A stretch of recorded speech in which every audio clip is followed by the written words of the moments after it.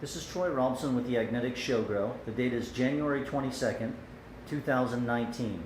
We've had a bit of a systems failure in our mother room, and we ended up with some powdery mildew on one of our moms. I'm going to show you some pictures of what the powdery mildew looks like, and then we'll zoom in on giving it a treatment, and we'll come back in a couple of days to see how the Bio 520 worked. This is one of our moms. We call this the Jon Snow strain. And we had an air conditioner that failed, and we had a lot of heat that went into the room. And as you can see, on several of the leaves, we have now got instances of powdery mildew. And I'll try and get as close as I can to zoom in on these so you can see them.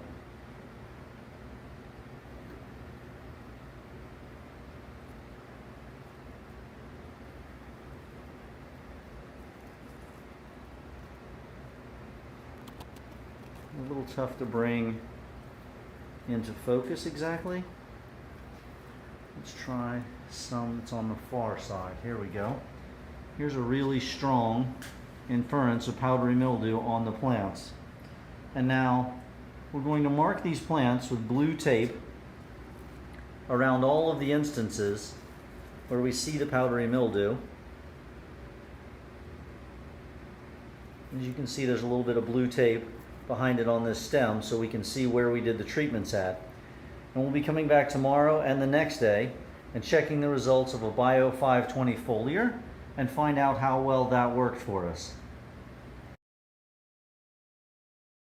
This is Troy Robson. We're back in the clone room at the Agnetic Show Grow, and we're doing a follow-up on the plant that we treated yesterday for powdery mildew with Bio 520. This is the same mother plant that we looked at yesterday that had powdery mildew in all of the areas where we put the blue tape. And as we're looking at the plant today, we can't see any specific areas of powdery mildew that have so far been untreated after soaking the plant yesterday with Bio 520. So you may remember that this leaf in the back in particular had a very large infestation of powdery mildew in this area, and it all seems to have gone away at this point. And in using the spectral imaging camera, we've been able to look at the plant up close in ultraviolet light to see if there's any fluorescence or bioillumination from the powdery mildew, and at this point we don't see any on the plant itself, and I'll upload those pictures secondarily.